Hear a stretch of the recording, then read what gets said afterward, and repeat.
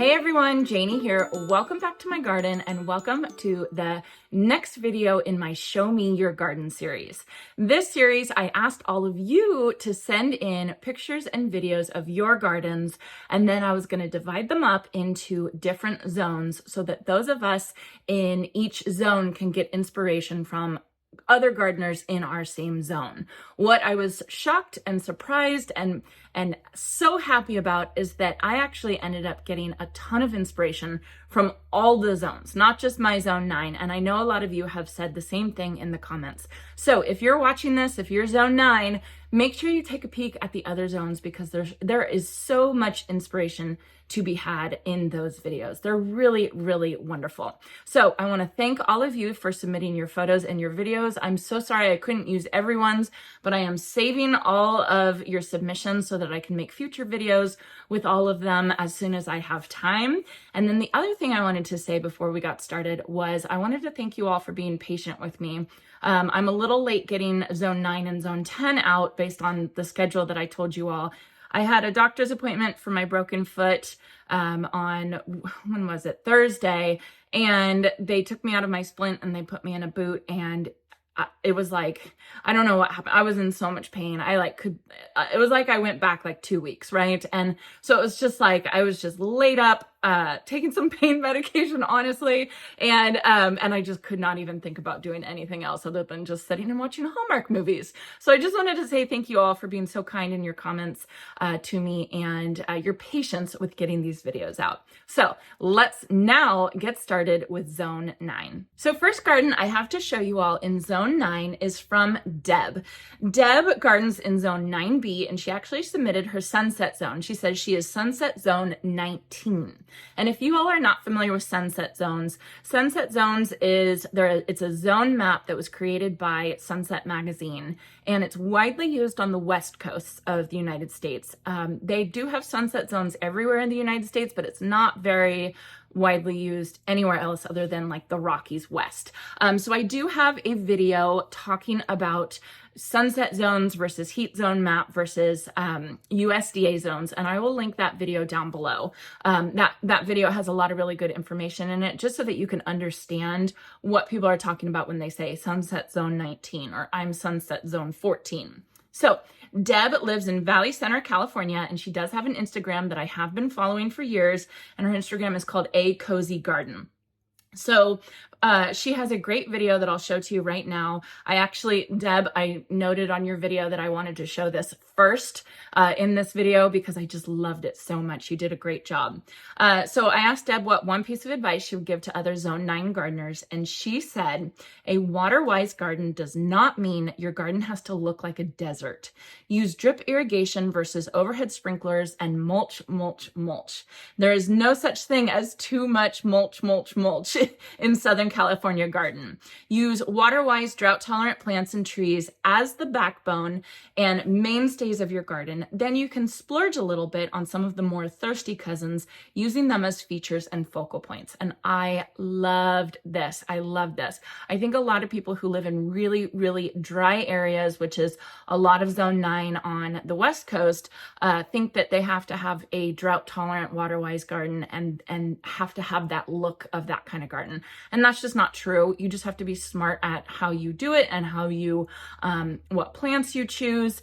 And if you're going to, have water-wise plants a little bit over here, then maybe you can get another fun plant over here that you can add to a drip system. So just like Deb says, there's ways to get around it. So let's watch Deb's video right now. Hi, Janie. My name is Deb. I live and garden in a small rural town in northern San Diego County. Our hardiness zone is 9B, and our sunset climate zone is 19. We're classified as a Mediterranean climate with sunny, hot, dry summers and cooler, wetter winters. We are in a semi-arid region that typically only gets an average of 12 inches of rain annually. Water is the number one concern and consideration in our garden.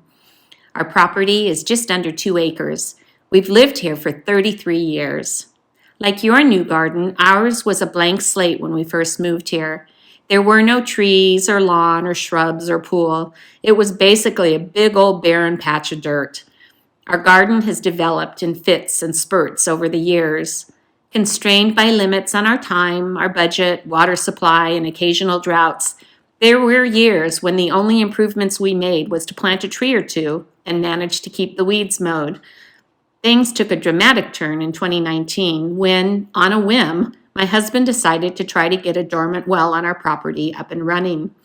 The access to a dependable water supply allowed us to develop the garden you see here. If I had to describe the style of my garden, I would say it is a naturalistic, romantic country garden. It can be a little bit wild and unruly, and it's not the most well-groomed or manicured garden.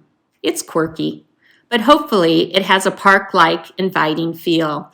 I strive to make it a place bursting with flowers and color that welcome local wildlife, pollinators, butterflies, and birds, as well as friends and family.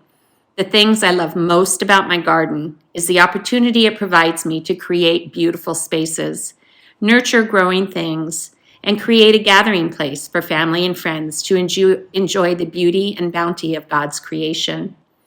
Because of our climate, we do garden year-round, but my garden really looks its very best in summer, so those are the photos and videos I've included here. You asked about the things that thrive in my garden. California live oaks are native to the region, and we've got several that have sprouted up as volunteers over the years. We also have a beautiful Chinese elm that gives the weeping effect of a willow without the water requirements. My grandmother gifted me with all of our jacaranda trees when we first moved here. We also have podocarpus trees grown as a privacy screen, strawberry trees, eucalyptus, and crepe myrtle. Australian native plants thrive in our area. We grow protea, bottlebrush, and coast rosemary. Lantana grows as a perennial here, and I use it extensively as a ground cover. I also make extensive use of bougainvillea, various pittosporums, juniper, Mexican heather, milkweed, and Cape honeysuckle. All are water-wise and drought-tolerant. I do splurge in my water usage with my lawn, with my roses, and with some of the more traditional plants planted in my modified English border. Campanula, foxgloves, snapdragons, and larkspur all find a home planted amongst less thirsty companions. I also utilize a variety of different salvias because they bring so much color without requiring boatloads of water. And finally, it wouldn't be a Southern California garden if I didn't have a variety of succulents scattered about. What we can't grow is anything that requires winter chilling hours: tulips, lilacs, peonies. Additionally, we can't grow things that require higher levels of humidity or acidic soils. Fuchsias, gardenias, tuberous begonias, azaleas, hostas, blueberries, and hydrangeas all struggle with our climate and soil conditions. As you've probably guessed already, the biggest challenge we face in our garden is irrigation and water management. Living in the country, we also have some issues with rabbits and squirrels, but the absolute worst pest in our garden is pocket gophers. There are not words to describe how much I loathe those diabolical creatures. If I could give one piece of advice for people in our zone, it would be to utilize drip irrigation versus overhead watering. Additionally, there is no such thing as too much mulch. It not only helps improve the soil, but it helps retain moisture in the soil during our hot, arid summers. A water-wise garden doesn't have to look like a desert. Use water-wise, drought-tolerant plants for the backbone of your garden, and then you can splurge on some of their more thirsty cousins as highlights and features. I hope you enjoy this peek at my garden, and thank you so much for featuring it. If you'd like to follow me on Instagram, you can find me at A Cozy Garden. Thank you again, Janie. I'm praying you heal quickly from your injury and that you are soon back in your garden. I'm grateful for the kind and supportive community of gardeners you've created through your YouTube channel and your Instagram account. God bless and happy gardening. I got goosebumps. That is such a beautiful garden, Deb. That is so pretty. And the fact that you have the same issues that a lot of us have dealing with water restrictions and a lot of heat, it's just so inspiring to see what you have done with your garden. It's so very beautiful. One of the things that I did notice, you talked about the jacaranda tree, and you did say that in your answers, that you said that that was something that thrives. I was always under the impression that a jacaranda tree only survived in zones 10 and 11. But after I saw your video, I was looking more of it up and I found a bonsai blue jacaranda from Monrovia that is actually hardy to zone 9A. It is a little bit shorter. It only gets about 10 feet tall, but I'm going to try it. So thank you for the inspiration. Thank you so much for your kind words. Your garden is a dream and I want to come visit it someday. It's so very, very beautiful. So thank you so much for submitting. Everyone, I will link her Instagram account down below. It is definitely worth a follow. Okay, next zone 9 garden. We're still in California, but we're going to go a little bit north to north central California, I would say. Closer to me, we're going to go see Karen's garden in Gilroy, California.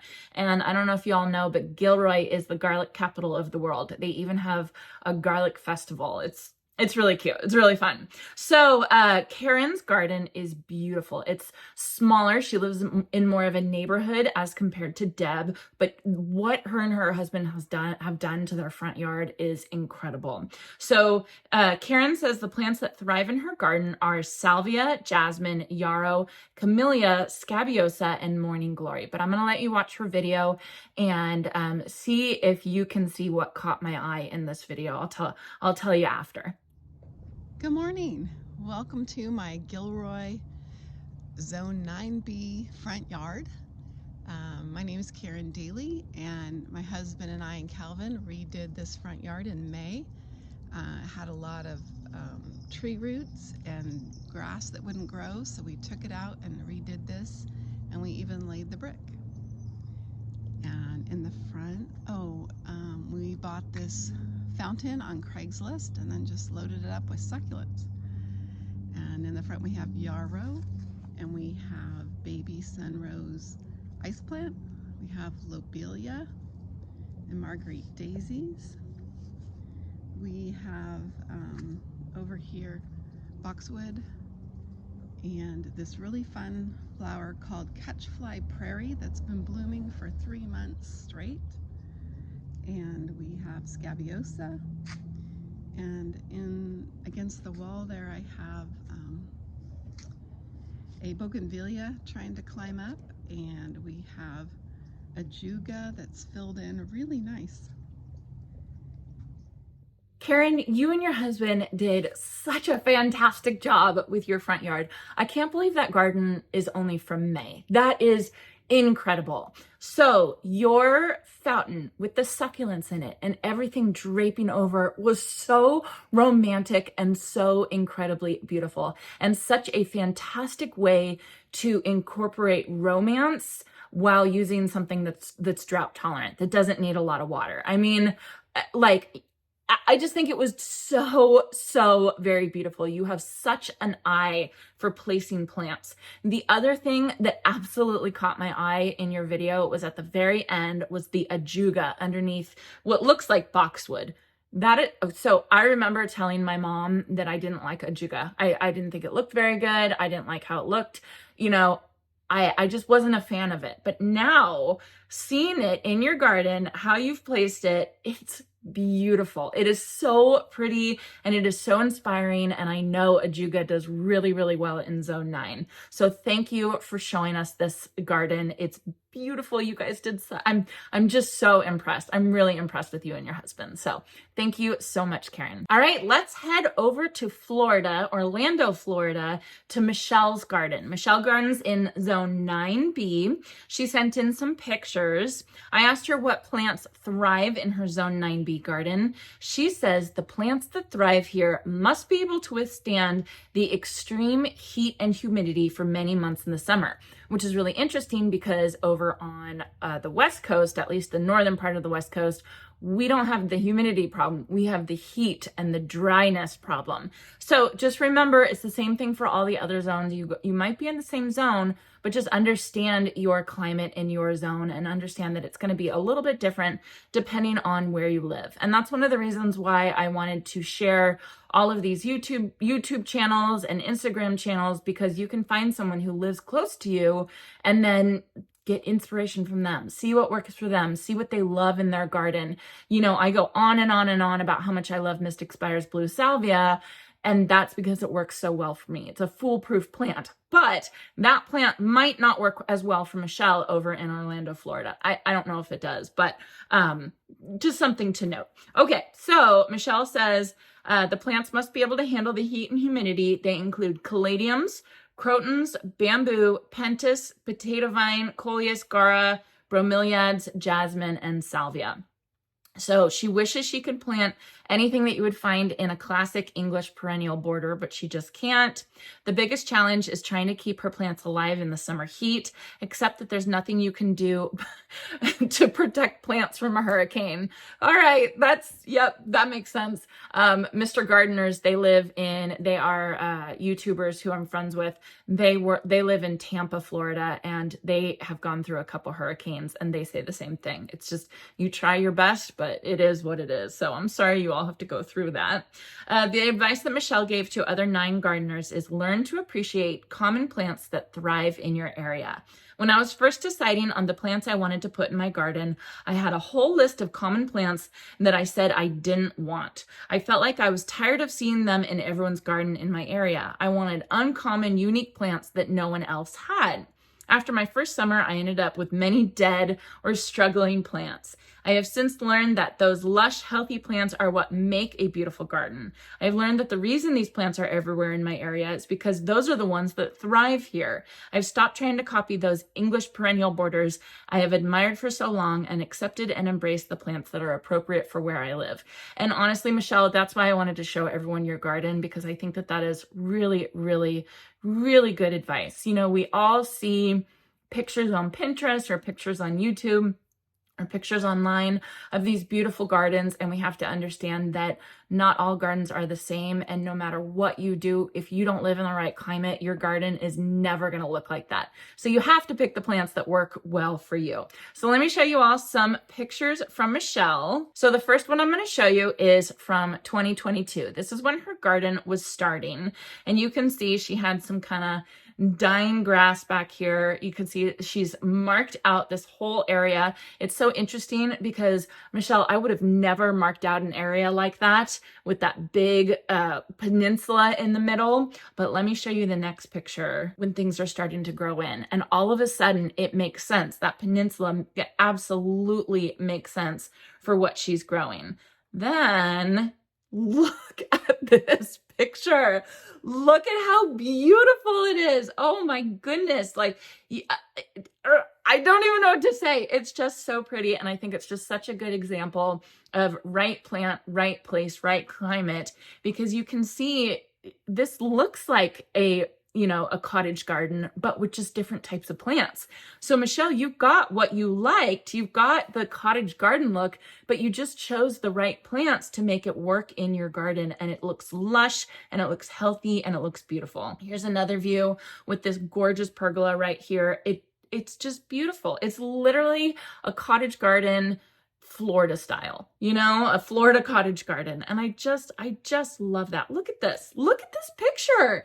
And look at your peninsula out here in the lawn. You did such a wonderful job. I love the tropicals. You've done so many tropicals, but it doesn't look like a quote tropical garden. It just looks beautiful and lush and gorgeous. And I think you have a borrowed view of your neighbor's palm tree right there, which is kind of nice. So this is just the most beautiful garden. You did a fantastic job. And again, I can't believe you started this in 2022. It's amazing what you can do in, I don't know, like a year and a half or something like that. It's just beautiful. Good job. Really good job. Okay, while we're in Florida, let's make another stop. Let's go to Jacksonville to see Farah's garden in Zone 9. She does have a YouTube, an Instagram, a TikTok, and a Facebook, and they're all called Farah's Garden Diary. So I will link down below. She says the plants that thrive in her garden are hibiscus, salvia, Shasta daisy, roses, and hydrangeas, as long as you don't give them too much sun. And I just thought this was so interesting for someone from Florida to talk about hydrangeas thriving in her garden, because I have heard that a lot of people in Florida have a lot of trouble with hydrangeas. And maybe there's certain parts of Florida that it's just too hot and they just can't handle it. But Farah in Jacksonville is able, she figured out how to grow hydrangeas in her garden. And you'll see in her video, she does have a beautiful tree in her front yard that gives her a lot of shade. So she's found this beautiful microclimate where she can get certain varieties of hydrangeas, the ones that are rated to zone 9, to absolutely thrive in her garden.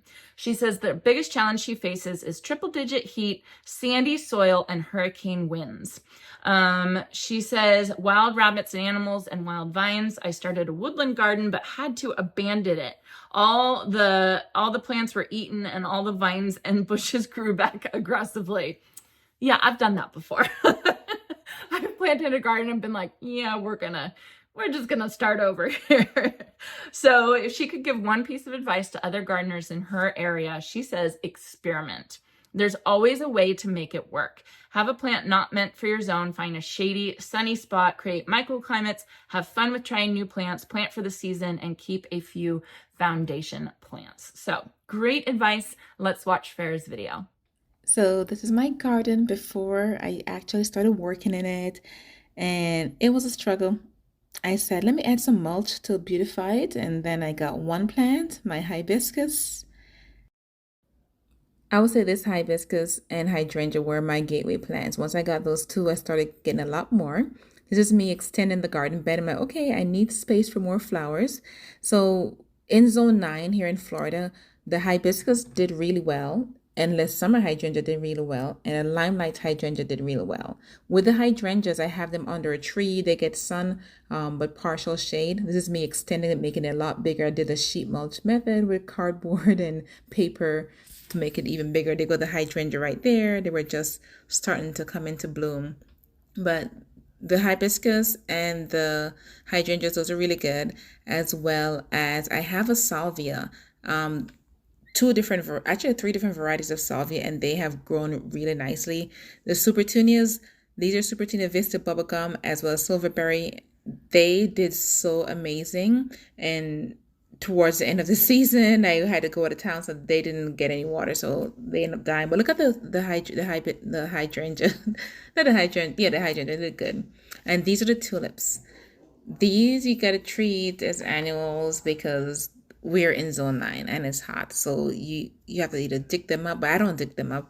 I just get new ones. I don't get that many, so I put them in the fridge to cool because, as you know, we don't have the cooling temperature for that.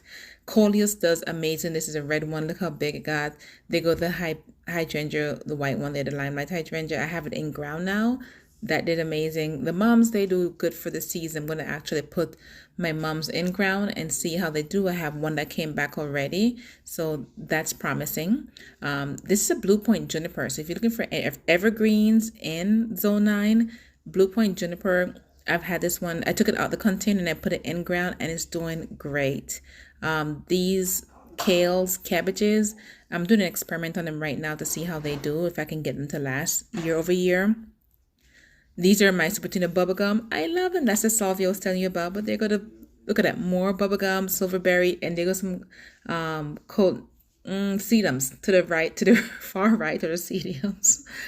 Oh my goodness. But I love the shot of the garden. It's so beautiful. And I tried doing a theme for my porch. Since I cut the hedge back, it makes it more open. So I do a little Valentine's Day theme. I do a Memorial Day theme, spring theme, Easter, Christmas, fall, and so forth. So that's been very fun, and it gives me something different to look at. And I end up having a lot of neighbors pass by to look at my garden. They go more salvias, the bubblegums, they go the endless summer hydrangea. These are mums, and between the two mums was actually lobellaria. So that's been doing well in the heat and the cold, so that's good.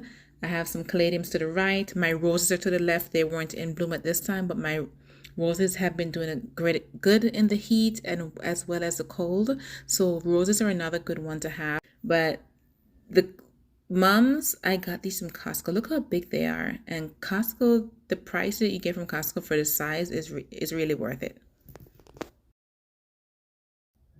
So let's take a look at some of my porch decor as well as plants have survived my Florida Zone 9 garden.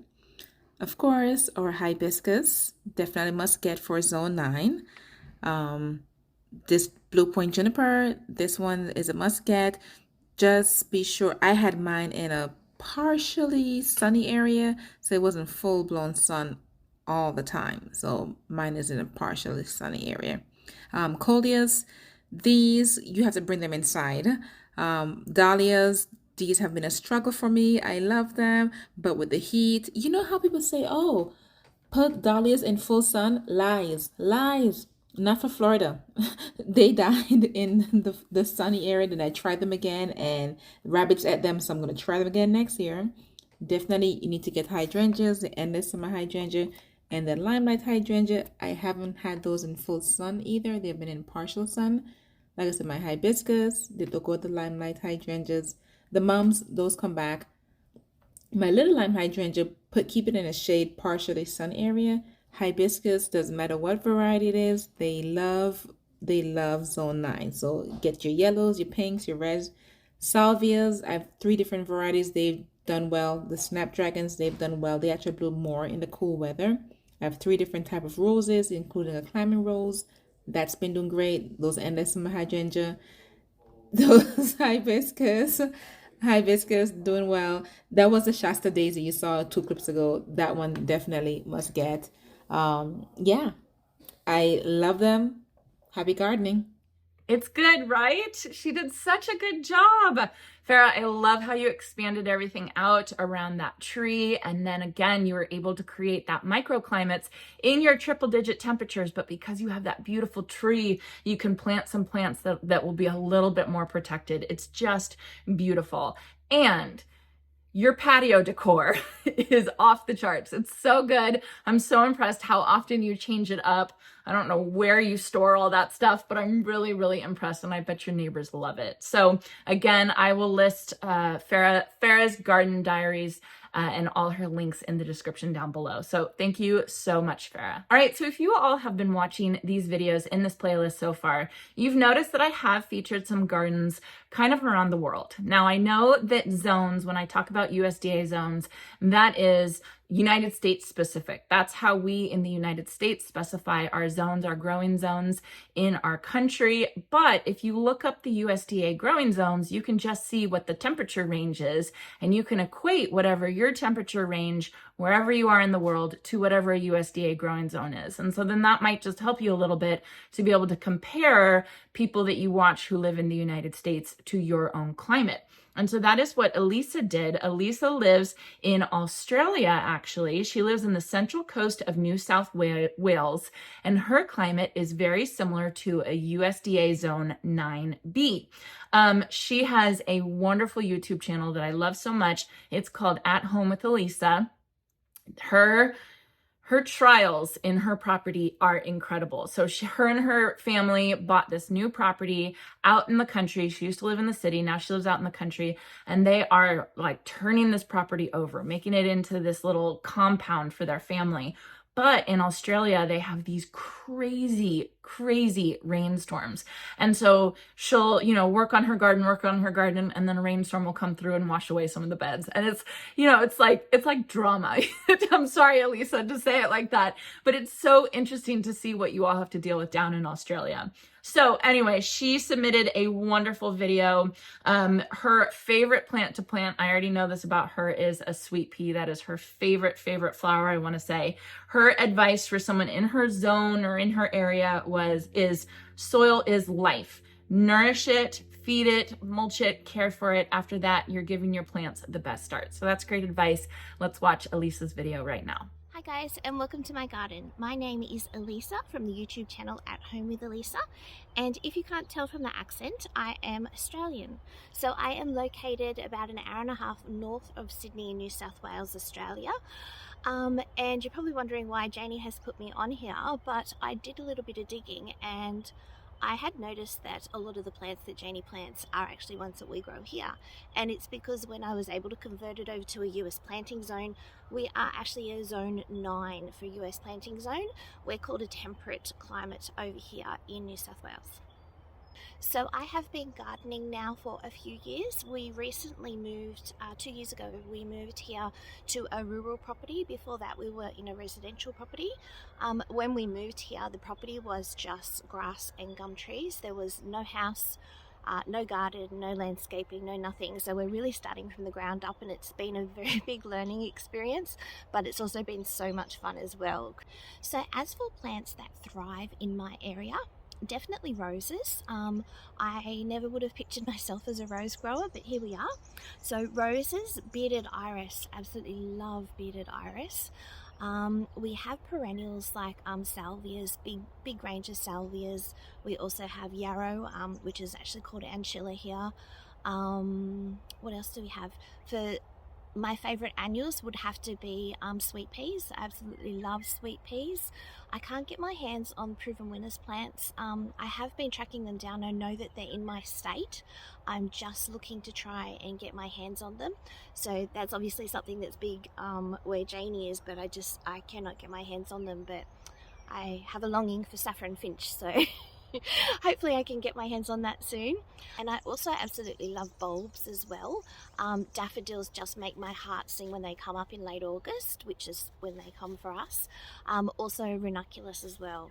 I had a big collection of ranunculus this year and absolutely adored them. So they would be some bulbs and corms that I absolutely love. So some of the plants that I wish that I could grow here, but we just aren't able to. A lot of it is to do with shade. So being a raw land, we have some established trees, but none of them are near the garden area. So therefore I have no shade, because obviously all the plants are less than 2 years old, sort of thing. So we don't have a lot of shade here. I wish that I could grow hydrangeas. They are something you can grow them in our area, so it is something that I will work towards. And also a stilby. That is something that I think is very, very beautiful, and I would love to actually be able to grow all different colours of a stilby. So they are on my wish list, but again, it's just a shade thing. We just can't at the moment. This is the most shade that I have, so and an umbrella. So that's the amount of shade I have in my garden. So it'll come, it just takes time. So some of the challenges that we face here, definitely flooding. We have had a lot of flooding last year. They call Australia the land of droughts and flooding rains, and it was so true last year. It was an unprecedented amount, but we had some of our garden beds were completely washed out of soil, and we had our roots bare, plants upturned. It was quite the ordeal.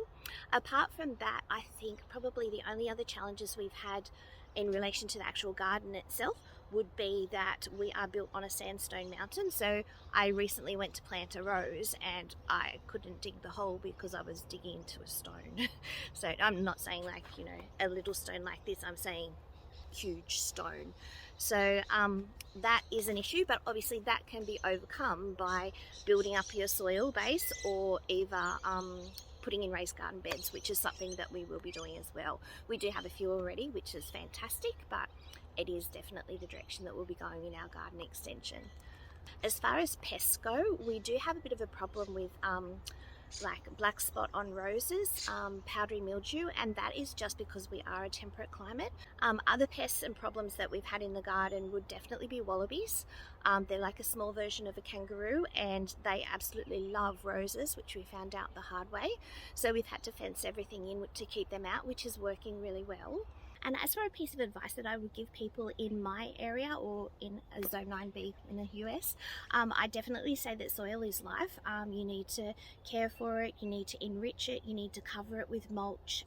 We have to use a straw mulch here to keep, basically to reflect light away. So definitely, I do apologise, it's very early in the morning. But yes, definitely soil is life, and that is the most important thing in your garden. If you can nourish your soil and enrich your soil and take care of it, your plants will thrive from there on. So thank you so much, Janie, for letting me be part of your video for Zone 9B. I really, really do love gardening, and I love sharing it. And thank you so much for sharing your garden, because it was through you that you gave me the confidence to start my YouTube channel, and you know that already. So thank you so much. Bye. Elisa, you've done so good. You've done so good. I love your garden. I love everything that you've done with it. And I am so very happy that you actually decided to start your YouTube channel, because it is so interesting to watch. The other thing that those of you who live in the United States, or really the Northern Hemisphere, have to think of when all of us are kind of slowing down and we don't have too much stuff going on and we're inside a lot more, everyone in the Southern Hemisphere is just getting going and getting started. So there's all this new content that comes out because they're basically in their spring or autumn. I always get really confused, but they're basically starting their gardening season. And so it just is fun to watch and see what they're starting to do as we're winding down, and then vice versa. So I will link Elisa's YouTube channel down below. It's fun to see what crazy animals and birds are in her garden and to see what she is growing. So Elisa, thank you so much. You've done a great job. All right, let's head to Crystal's garden. Crystal gardens in Pearland, Texas. That's zone 9A. And she does have a YouTube channel as well. It's called Butterflies and Birds. And I think that that is the perfect name, Crystal, for your YouTube channel, because your garden is a pollinator's dream. It is really, really incredible. Her advice for other gardeners in her area was to find a local nursery that you love and get to know the experts there that can help you and make recommendations. I have found that when I get a plant from a locally grown nursery, it has a better chance than one that I ordered and that is started in a much different zone from mine. And a close second for advice is just like Elisa's advice is to take care of your soil. Compost is fantastic. So let's watch Crystal's garden. Again, it is a pollinator's paradise. Hi Janie, my name is Crystal, and I also garden in zone 9, but a very different zone 9. I'm south of Houston along the Texas Gulf Coast, and we have high heat and high humidity. When I garden in the morning in the summer, I can go out. I typically go out very early, and I go out and the humidity is anywhere between 85 and 95%. And by the end of when I'm finished, I am completely drenched in sweat. So our take down here is we have to have plants that can withstand a lot of rain typically, and also high humidity. So let me turn the camera around and share a couple of things with you.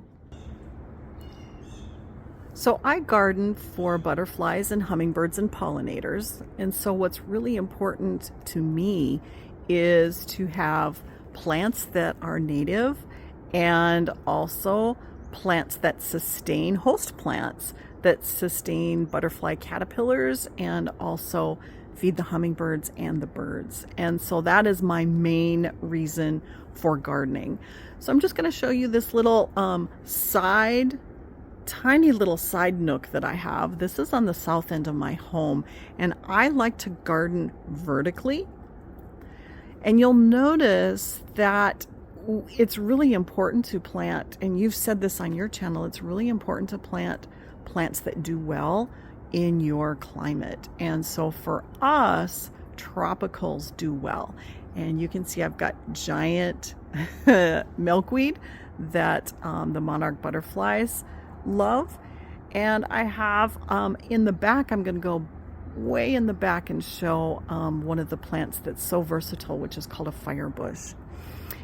And just a comment, I do plant in containers and also in ground because we have heavy clay soil, and I have found that if I plant in containers, I get better drainage. So let me go in the back.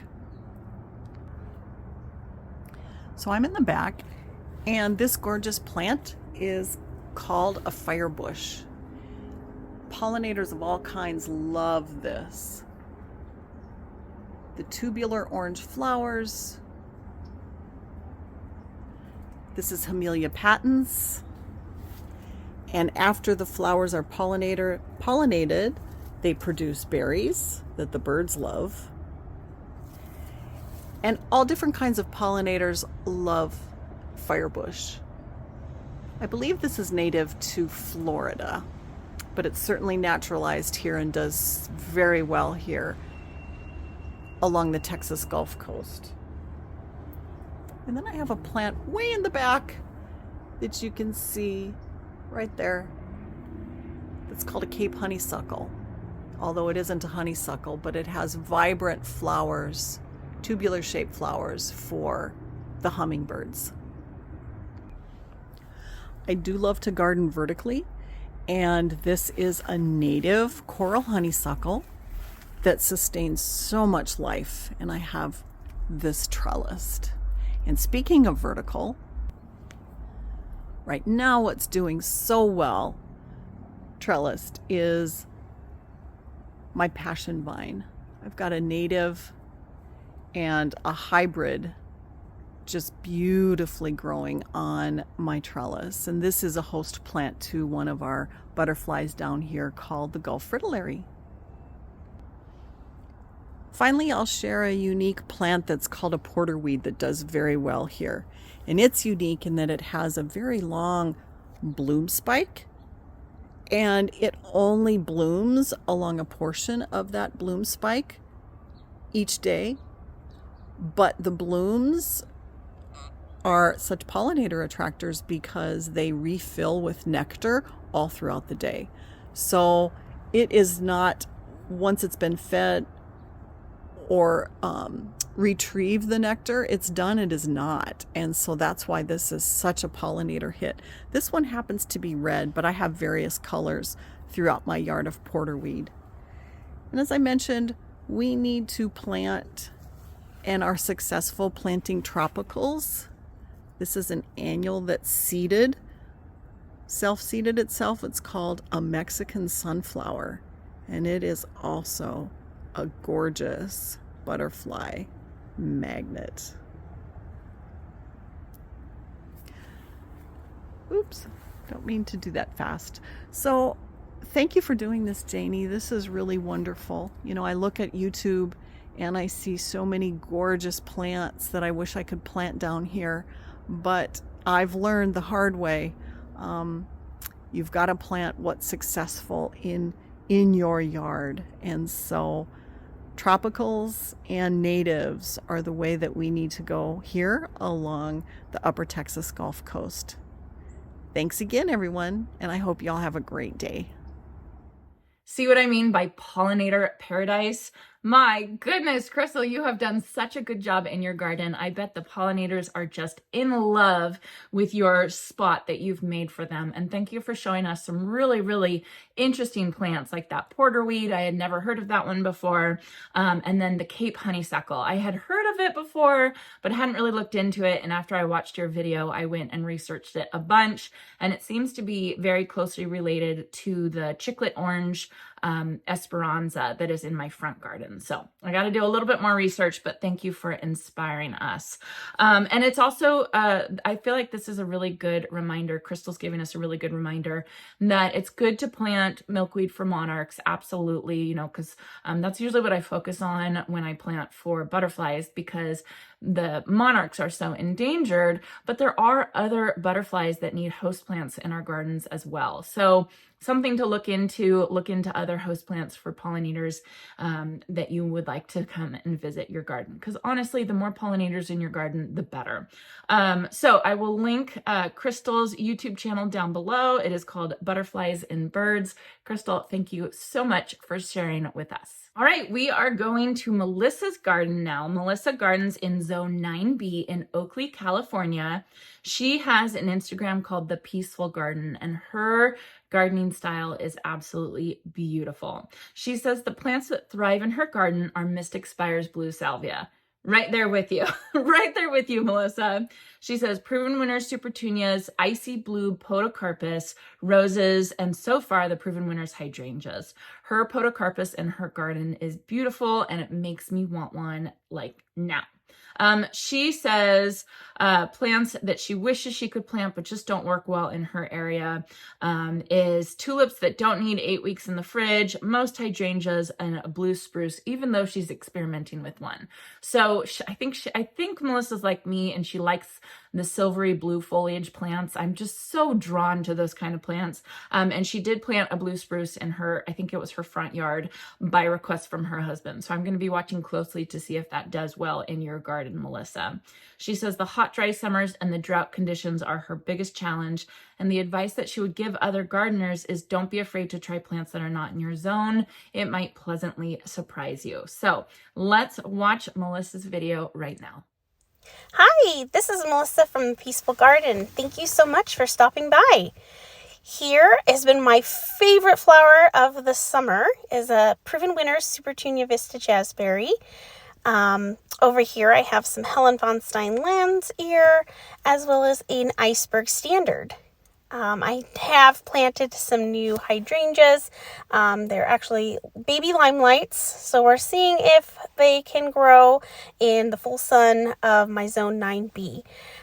Over here is my Wichita Blue Juniper, which struggled the first year. This is the third season, and I think it's finally happy, so I'm very excited about that.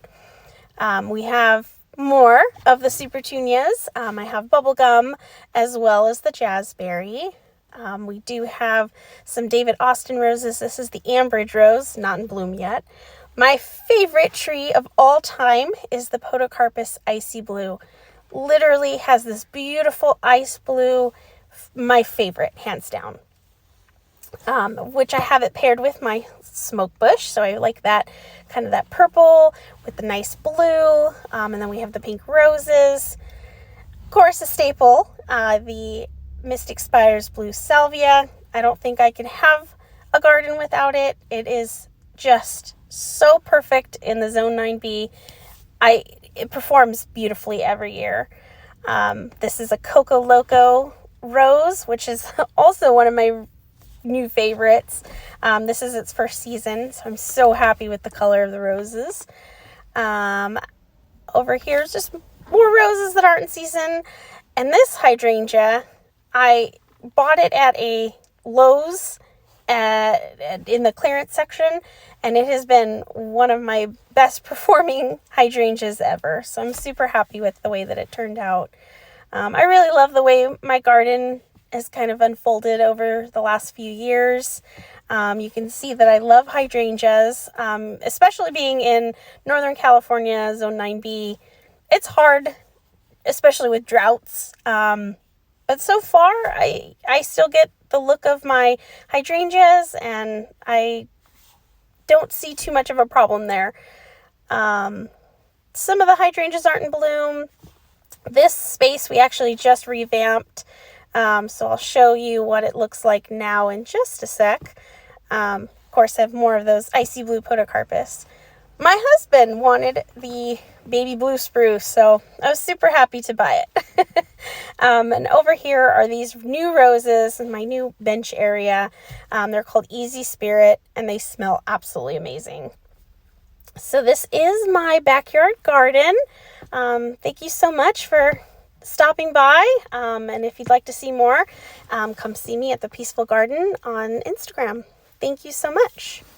Melissa, I love your garden. It is so neat and it is so romantic. I think my favorite thing about your garden is in the backyard, how you've surrounded your fence or your property line with those raised beds. It is such an interesting way to set up a backyard garden, and I feel like it makes the plants really front and center while keeping everything nice and neat and still having a play area with the lawn that you have. It's so beautiful, and it just is kind of like a statement. And then your beautiful plant selections that you have are so pretty. That Podocarpus planted right next to that smoke bush. I'm sorry, my dear, I'm copying you on that. That is such a pretty combination, and I love it. And please keep us updated on how your blue spruce does, because I would love to have one of those in my garden as well, but I'm a little scared to plant it. So please keep us updated. Thank you so much for sharing. I will link Melissa's Instagram down below. It's called The Peaceful Garden. All right, everyone, I have two more gardens I want to show you for Zone 9. The first one, we're going back to Orlando, Florida, to Cynthia's garden. Cynthia gardens in Zone 9B, Orlando, and she does have an Instagram called Florida Cottage Garden that I will link down below. Now, if you all remember, Michelle's garden was also in Orlando, Florida. So Cynthia and Michelle, if you don't know each other, you should meet each other and be gardening friends, because you two both seem like you have the same taste in gardens. So just wait and see till you see Cynthia's garden. So Cynthia, when I asked her what plants thrive in her Zone 9 garden, she said fire spike, zinnias, tithonia, salvias, celoseas, firebush, coral honeysuckle, Mexican flame vine, coleus, and many more. She loves roses. First one she said was fire spike, and I actually had never heard of fire spike before, so I had to go look it up, and it's only rated zones 10 and 11, so it would be an annual for me most likely. I could probably push it, honestly, but it did say that it was one of Florida's best hummingbird plants that you could plant. So those of you in Florida, look at, I mean, you probably know fire spike, but I didn't. So thank you, Cynthia, for telling me about fire spike. She says she wishes she could grow all types of hydrangeas, peonies, tulips, and Japanese maples. The biggest challenge that she faces in her garden is definitely black spot and thrips on her roses with the heat and humidity. And if she could give one piece of advice to other gardeners in her area, she says, don't give up. There are so many plants that do well in our heat and humidity, and also make sure to understand the microclimates in your garden. Really good advice. So let me show you some pictures that she has. Look at this picture. Is this not the most beautiful thing? And it's a Florida garden. So first off, your fence is beautiful. What a beautiful backdrop you have. And it looks like that fence is in the middle of your garden, which is just so interesting. So you can see she's got some beautiful roses on the fence. And then in the front here, what looks to me like Superbena sparkling amethyst, but might just be another type of verbena, and then some salvia in the background. Just the combination of plants you chose is absolutely beautiful. Here you can see what looks like more of a pollinator garden. I bet the pollinators come and visit you all the time, Cynthia.